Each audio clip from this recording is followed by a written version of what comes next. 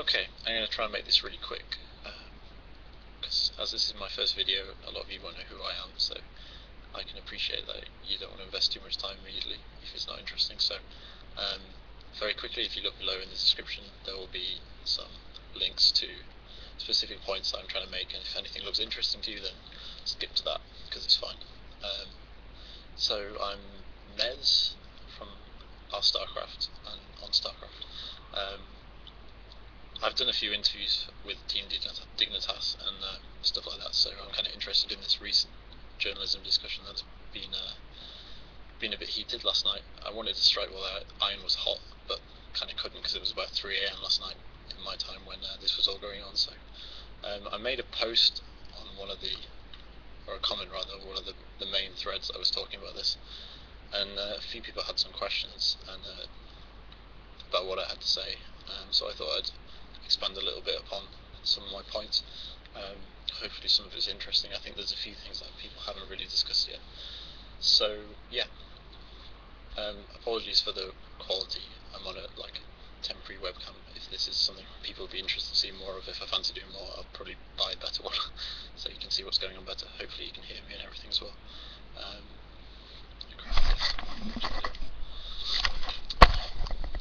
Anyway, yeah. So first of all, half of the inside the game seemed to be about whether he should, this is Slasher, whether he should be doing what he's doing, and whether the type of journalism he's doing should be happening on like a kind of normative question about what people should and shouldn't do. The second half was more about the quality of what he's doing, even to an extent the quality of his personality and the work that he's doing. I'm not going to be talking about the second bit. I don't think it's interesting. It's not an interesting discussion to have, and it's not one they should have really been having on stream. The reason it's not interesting is because it's just people throwing their subjective opinions back and forth. I don't think anyone there was qualified to talk about the quality of his stuff, and a lot of it got to quite silly nitpicking about, he doesn't have cool graphics on his videos, or he didn't expand upon his points enough, and stuff like that is just stupid. It's just there was no need to bring all of that sort of thing up. It's not interesting. It doesn't go anywhere. It's just going to be like Slasher saying, well, what I did was fine, them saying no it wasn't, and then repeat ad infinitum. So the more interesting part is whether he should be doing what he was doing. So ultimately my stance is that yes, it's fine. Basically my first point was that there was a lot of discussion about his effect on eSports in general, or the perceived effect on eSports in general, and his effect on other teams who've got announcement videos and stuff like that, and whether it removes views from them. My main point with this, the first one, is that he doesn't have to care. That's not his job. I think a lot of people understand this. This has been talked about a lot. It's a really difficult thing to quantify whether he's damaging other teams by making these announcements. I tend to think that in some cases he will be, and in some cases he won't. I wouldn't be surprised if it sort of evens out. There was a lot of talk about, with the Stefano thing when it leaked, it did create hype for a longer period, and I feel like in a lot of other sports, like for example in January with the football, you have a transfer season, and there's always a lot of speculation, some of it true, some of it not, about where certain players are going to go, and this can last for weeks and weeks. There's one ongoing at the moment with Arsenal as to whether they're going to keep one of their players. It's been kind of rumoured that he will, that he won't, etc., etc. This makes a little kind of story that can last for a few weeks, gets people interested, and countless articles would have been written about this player. The alternative to this would have been if all of that was kept under wraps, and then it was announced one day that he either did or didn't sign a contract, which is one day's worth of news, and people would either be surprised or not surprised, and that would kind of be it. What you get with the extended story is that there's like a catharsis, this kind of whole story, and then there's an end, and people are like, so that's what was going on all the time. I think that's quite cool. I think that's a good thing. It probably adds overall more viewers. Now the issue that people were having, especially Alex, was that it was moving viewers away from the team itself who were making the announcement. I guess to some extent he feels like they have control over those views, and have an entitlement to those views because it's their team. Now that's true to the extent that it's also their responsibility to make sure that that information doesn't become public, and by public it means going to Slasher or anyone else. Like, that's enough, because he's not responsible for their views, he's responsible for GameSpot and his views, to the detriment of anyone else. It doesn't matter, because ultimately EG, by keeping it to themselves, is kind of doing the same thing. Ethically it's very different, but ultimately they're removing views from GameSpot and Slasher and keeping them for themselves. So those are still spread around the same. They're still spread around the scene. It's just the distribution of them that seems to be causing issues. Like what percentage should be going to who, which it's impossible to quantify. It's impossible to go back and do the announcement again without the leak and see what would have happened otherwise. So it is kind of people just throwing figures around. I think it's kind of condescending of them to say, well, if it goes on GameSpot, then that's it, no one cares. And it's just an insult to them. Like, the viewers are still there, they're just on a different site, which I can understand they don't like. But again, that's not his fault, it's not his job, he's not on the EG payroll, so yeah, he can just do whatever he wants. There seems to be a real issue with dealing with this fact, which is a fact, and I find it it doesn't sit well with how people like Alex and others want to promote themselves, especially to sponsors, which is equating themselves and their teams to sports and athletes and their teams. So we're constantly kind of barraged with this thing that we're supposed to see these people as athletes and stuff, which is fine. I can see why they do that. It puts it into an understandable form for sponsors and the general public to see what's going on and kind of get a grasp of what's happening. I might talk about this another time, but I think it's a really bad comparison to make. Esports kind of rolls off the tongue, but I don't think it's a great comparison. I think there's a lot of differences, and a lot of differences that have to be there. And if you try and compare what's going on in our scene to other sports, it will compare unfavourably in certain ways and favourably in certain ways, to an extent that I don't think it's a good comparison to make. However, if it's getting people to be sponsored, then fine. But it's very disingenuous to constantly put this sort of air of professionality and that sort of thing, putting it out there constantly, and then kind of getting up in arms and having public heated debates, or not even debates, just kind of insulting and shouting at each other. Between CEOs and journalists, it's just completely outrageous. It wouldn't happen in anything else. The teams and the systems set up to sort all this information out have to be able to deal with these sorts of journalists going around, because that happens in everything else, and the bigger you get, the more it's going to happen. The reason for this is because if you look at, say, some imaginary game that there's like 10 people playing, and one of those people are moving to a different team. If there's only like 10 people interested in this thing, no one is going to bother leaking it, because they won't get the return of investment, they won't get the return of views. A sign that people are into this is the fact that people are bothering leaking it, that it's actually worth doing.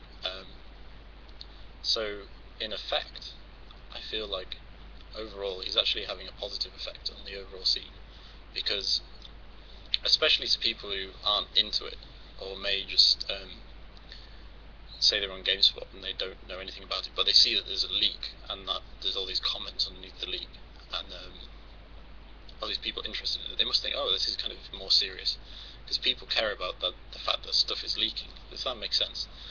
If it wasn't doing well, no one would care. So the fact that people do care is a sign that it is doing well. If it's happening too much and the teams aren't happy with it, it's their responsibility, and that's where the whole non-disclosure agreement thing comes in. Just use them. Like, they obviously weren't using them, so just start using them. It's as simple as that. Like, this whole situation of leaks should have been the EG guys sat around the dinner table being like, oh, I can't believe that leaked. Like, who will have leaked it? They're going to be in trouble. not, oh, I can't believe Slasher leaked that thing, like, that's so bad of him, it's so terrible.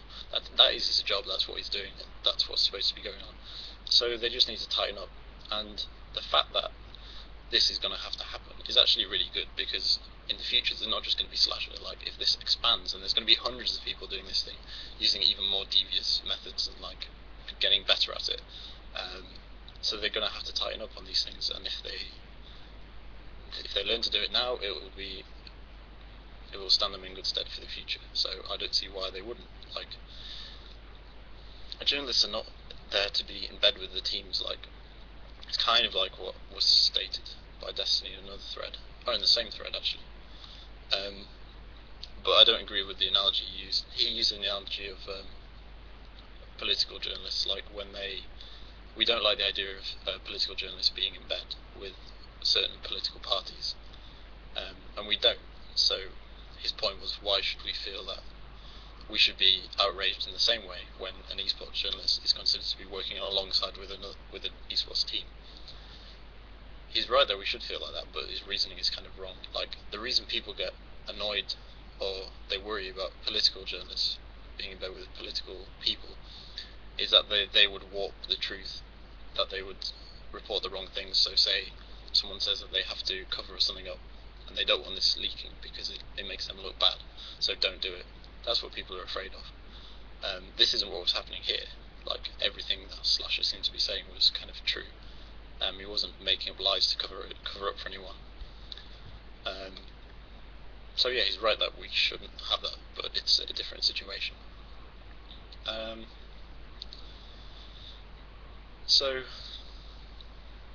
yeah, well, my next thing was the embargoes thing. There was kind of some back and forth between the two of them about embargoes, and one of them said, Alex said that they'd offered embargoes, and an emphasis on an offer. Like, you can't force this to happen. And Slasher said he would consider some, and chat went mental because apparently he was supposed to say he would do it, and the fact that he's consider, but consider is the right word, because he's not obliged to withhold information if he doesn't want to. If he's come across it from a source that's valid and everything, he's entitled to leak stuff if he wants. That is his job. If he doesn't feel, if he's offered a kind of embargo, don't release this until this day. If you do this, we'll let you do an interview beforehand and release it on the same day or something like that. So you get tons of views, like, coincide with the announcement. Here's your exclusive with whoever. Great. He might agree to it, he might not. He just has to work it out in his head what's worthwhile. And sometimes he's going to say, well, it's just not worth the time. It's not worth the effort. I'll get more views by leaking it. Which is fine. Let him leak it. Well, you're not going to want to let him leak it, but he can. He's perfectly entitled to. He's not doing anything wrong. The point is, he shouldn't have that information in the first place if you don't want him to have it. That's the team's problem. You need to make sure that you're not getting stuff leaked. Simple as that. Use the NDAs. Definitely. He was mentioned for being selfish, which I found really bizarre. For getting his site more views at the expense of the teams doing the announcing. I would imagine you could probably just reverse the argument as well. Once it's public, it's anyone's to do with what they want, effectively. And by public, I mean if he can get hold of it in any way, then it hasn't been kept under wraps enough. If he'd agreed to a non-disclosure agreement and then broken it, fine, kick off, don't talk to him again. I mean, that's the whole point of the agreement. There will be some kind of punishment clause in there, so it would work. I mean, if he's managed to get hold of the information, he's just done his job quite well and got hold of it, and then it's public. Like, he is not a member of these teams, he's effectively a member of the public whose job is to get stuff. So as soon as he knows that it's public, that is kind of the sticking point. It's not like he's part of the team who's leaking stuff. It's public if he knows it. So, end of story. Whether he chooses to distribute that information is entirely up to him. But yeah, it's no different to any of the rest of us doing it. He's not responsible for it. As I kind of said, like, using the argument of, oh, you're killing the industry that does your payroll is absolutely ludicrous. You can't quantify that. And if anything, I think it's kind of it's just a ridiculous thing to say.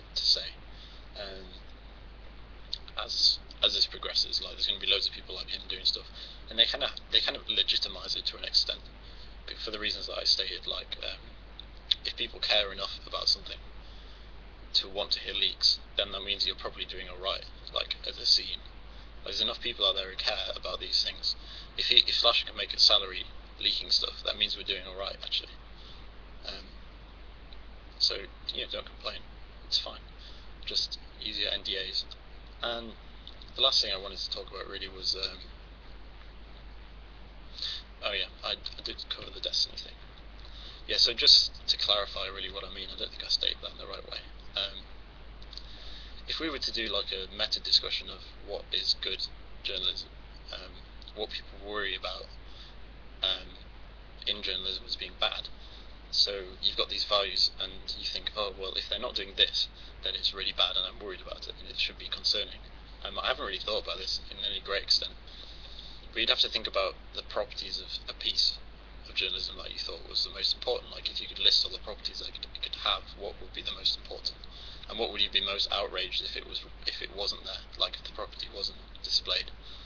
And it seems like off the top of my head, it's got to be whether it's true or not. Like,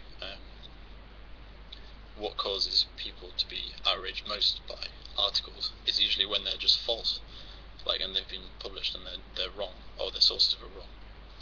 So, kind of what makes people worry about political journalists being better at politics is that they'll say things that are wrong, and that bothers us. Slasher wasn't saying anything wrong. So, kind of by these rules, I mean, you might disagree. I don't know kind of theory of journalism or anything, but just off the top of my head, that seems to make sense. Like, if you think that's wrong, just tell me. But yeah, surely the most important thing is that it's true, and that's what was going on. Kind of ethically, there's going to be other issues.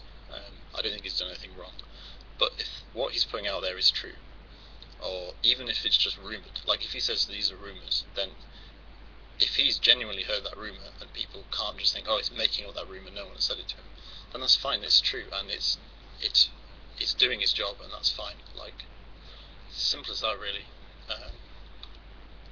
Which was really baffling that he didn't talk about that when he was in the argument. There were so many things he could have said. Like, he really just had a huge kind of repertoire of potential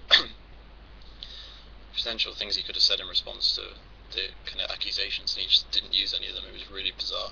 Like, watching it, I just felt really frustrated.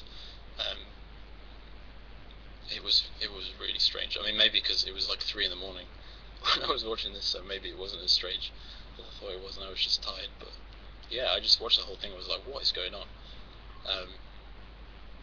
He's there, like, effectively being bombarded with these ridiculous statements about his job, which surely he knows. Like, he knows why he's doing stuff, he knows what he isn't allowed to do, and he just didn't bring any of this stuff up. It was really strange. And yeah, having a CEO talk to someone like that live in front of people, the way that Alex did, I thought was just completely outrageous. Like, I was just in disbelief. Talking to like another professional in the industry and just berating them like that. Firstly, it was stupid anyway, like, in the sense that in any environment that would be a stupid way to talk about someone, because it just didn't make any sense. Secondly, it just wasn't an appropriate environment at all. This is something I'll probably talk about another time, but the way that we're exposed to the people in the industry, and the way that this is us as a community, the way that we're exposed to like these sorts of debates and questions is just completely bizarre. Like, it doesn't happen like this in any other kind of field that I've ever seen. So basically, the first exposure we have to this kind of debate about the journalism in eSports is that we have like CEOs kicking off live on stream, and we have people arguing on Twitter about it, like personalities doing it. I think that's so weird. Like, so the first exposure we have to this issue as a community is a completely off-kilter, non-objective exposure, which isn't good. So that kind of leads me on to the suggestion that I put in the post, and what I'd really like to do in future is, when these sorts of things come about, I don't know how it would work. I don't have the means to run this sort of thing myself, as you can tell by the quality of video and everything. My production skills aren't up there. I don't really know what I'm doing in that regard. But I'd love to be involved in something. I think it would be really good if someone could do it, which would be like a community discussion of these things with people who aren't involved with companies or on a payroll. People who, I don't know, I'd be happy to moderate something like that. It needs a moderator, like a proper moderator, not just someone who's actually on a side. The way that DJ Wee kept saying, oh yeah, I'm playing devil's advocate here, like definitely to play devil's advocate to the massive extent. He kept emphasising it whenever he was playing devil's advocate to make sure that everyone knew he was, which is like a really passive aggressive way of saying, well, I disagree with the other person. Like, you can, in his position, it should go without saying that he will on occasion play devil's advocate. You shouldn't have to shout it like that. That really annoyed me. Yeah. So something like that would be really good to do, if I can find the people to do it. I think it would help to just remove some of the drama from these issues, because they're really interesting to discuss, but we get exposed to them in a really bizarre way. So yeah, I don't think there was anything else I wanted to say. Yeah, I would have really liked to strike while the iron was hot on this one, but like I say, it was in the middle of the night. I couldn't really do this then. So yeah, any questions, just let me know.